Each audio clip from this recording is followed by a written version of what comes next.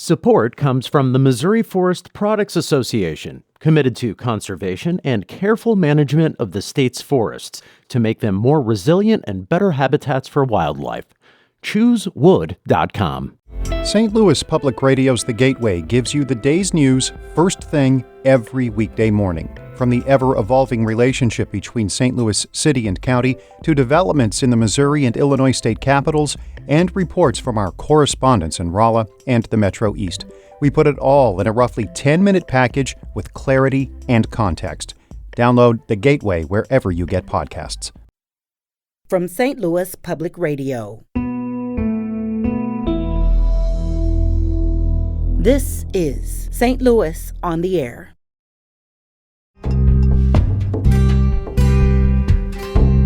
If Judge Beadham's concerns were legitimate, should that lawsuit have stopped this from being on the ballot? Well, it's pretty nuanced.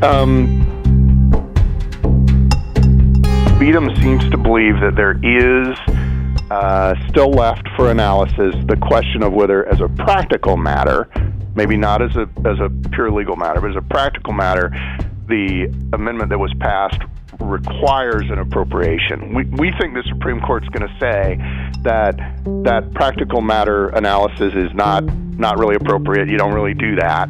But even if they do, we don't think that there's any evidence here that it requires an appropriation. His position on funding, I believe he calls it semantic gymnastics. I think I've got that right. Semantic and legal gymnastics. Yeah, that's kind of harsh on them.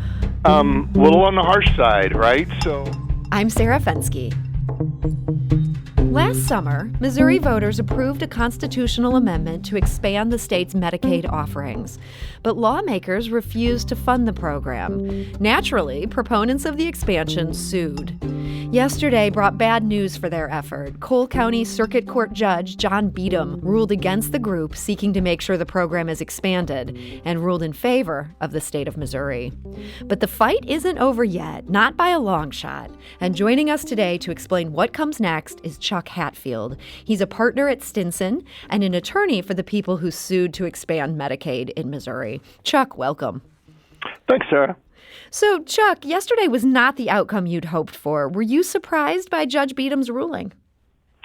I was surprised by Judge Beadham's ruling. You know, usually we kind of consider the various options and try to not be surprised. But what Judge Beadham did yesterday is really decided something a little different than we argued. You know, our argument was about whether the constitutional amendment the people passed was funded or not, and whether it needed to be funded. Judge Beadham decided that the whole amendment was unconstitutional from the get-go. And that wasn't even something the state was arguing. That's right. The state did not raise that issue.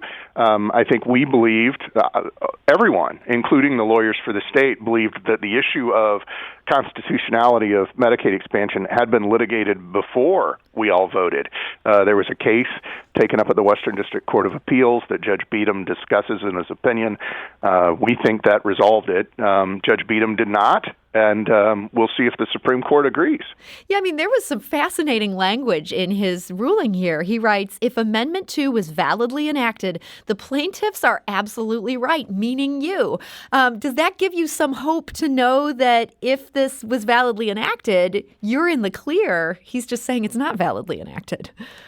Yes, I think it does give us some hope. I think the next sentence of the ruling also gave us a lot of hope, where he says that the state's position on funding, I believe he calls it semantic gymnastics. I think I've got that right. Semantic and legal gymnastics. Yeah, that's kind of harsh on them.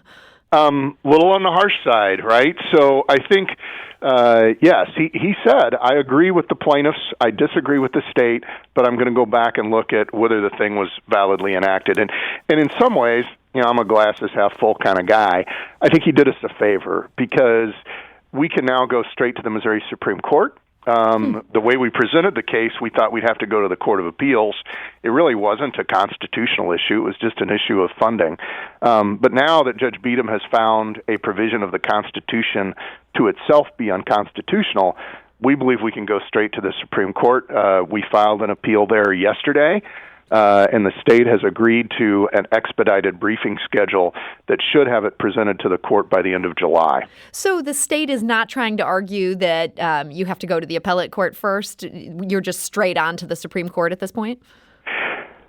So it's possible they'd still raise the issue. Our initial conversations with the state's lawyers are that they agree that this case should go to the Supreme Court, but I don't want to speak for them, right? Okay. So that is my understanding, that we're all in agreement to go to the Supreme Court. You know, it makes a lot of sense, Sarah. We ought to get this over with. The folks waiting for Medicaid deserve to know. If they're not going to get Medicaid, let's just tell them and have it done. If they are going to get Medicaid, let's let them know. You go to the Court of Appeals, then there's another round of do we go to the Supreme Court or not. This way we sort of skip the playoffs and head straight to the Super Bowl. Well, it does make a lot of sense when you put it that way. We're ready for the Super Bowl on this question. But I have to come back to the fact that this was supposedly litigated last spring, this question of whether or not this ballot initiative was constitutional. As you mentioned, there was a lawsuit over this. This was Katie versus Ashcroft. If Judge Beadham's concerns were legitimate, should that lawsuit have stopped this from being on the ballot? Well, it's pretty nuanced. Judge Beadham says, as you probably noticed in the opinion, that what the Katie case addressed was pre-election what we lawyers call facial unconstitutionality. Mm-hmm. And Judge Beadham seems to believe that there is still left for analysis the question of whether, as a practical matter, maybe not as a pure legal matter, but as a practical matter, the amendment that was passed requires an appropriation. We think the Supreme Court's going to say that practical matter analysis is not really appropriate. You don't really do that.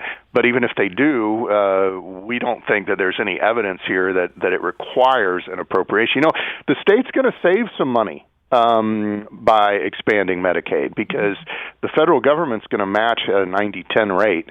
And I could go on about that, but there is some evidence out there that it's at least going to be cost neutral, if not a moneymaker. So they just have to put some seed money in to get this thing going. And you're saying from there, you feel pretty good this thing is going to pay for itself. Yes. Is that something that the Missouri Supreme Court could look at when they are trying to decide the constitutionality of this ballot question that we all voted on a year ago? Something they could. I think it's unlikely. But one of the problems we have in this case, as you pointed out, is nobody anticipated this issue, right, mm-hmm. that it unconstitutionally appropriates. So there wasn't a lot of discussion about what you and I just talked about, at the trial court. And the Supreme Court usually, constrains itself to what was at the trial court. So that'll be something we'll have to work through in the briefing. We're still in the process of writing that, and we'll have to see what the state's arguments are. That's so interesting. So normally they'd constrain themselves to what was covered in trial, and it turns out the question that everybody's now grappling with is totally different than what was largely debated at this trial. That's right. I mean, it's not the first time I've ever seen that happen, but it's very, very unusual that you have a decision that addresses an issue that neither party raised.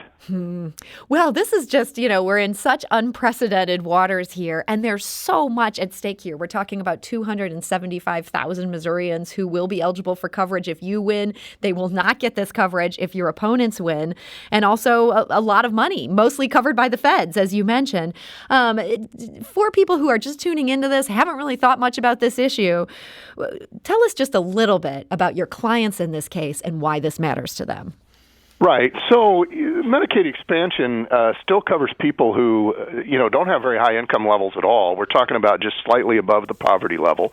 There are real people involved here. Our three clients were identified by Legal Services of Eastern Missouri, which is there in St. Louis and is dedicated to assisting needy people with their legal issues. They do a great job. One of our clients, for example, has pretty severe asthma. And so she needs constant asthma medication. That's expensive. And she doesn't qualify for Medicaid currently. She makes slightly too much money to be on Medicaid. But she's a full-time single mom who, like I said, is slightly above poverty. Another one of our clients has type 1 diabetes, and she also needs a surgery I don't have that document in front of me, but she needs a surgery, and she has type 1, so she needs pharmacy treatment. She needs to see a physician.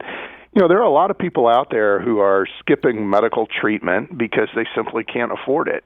And for them, being able to do what the voters approved, which is access Medicaid, primarily funded by the federal government, is really literally life-saving.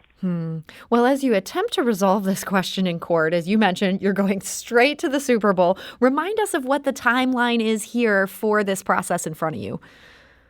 So we're filing the timeline is really what the court sets. We have agreed, and the Attorney General's office has agreed with us, that we'll ask the court for an expedited briefing schedule.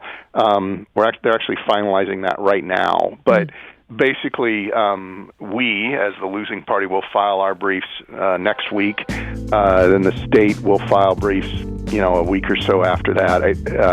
We're still working out the details, but we intend to have all the briefing done and the court presented to the court so that we could argue it the week of July 12th or somewhere in there. Okay, well, I know we're going to stay on top of this story. We appreciate so much you making the time to fill us in this morning. Well, thanks for doing the story. It's important. St. Louis on the Air is a production of St. Louis Public Radio. Understanding starts here. If you learned something new from today's episode, consider leaving us a review and rating on Apple Podcasts on the App Store. It's the easiest way to help people discover our show. We appreciate it. Thank you. St. Louis Public Radio is a member-supported service of the University of Missouri, St. Louis.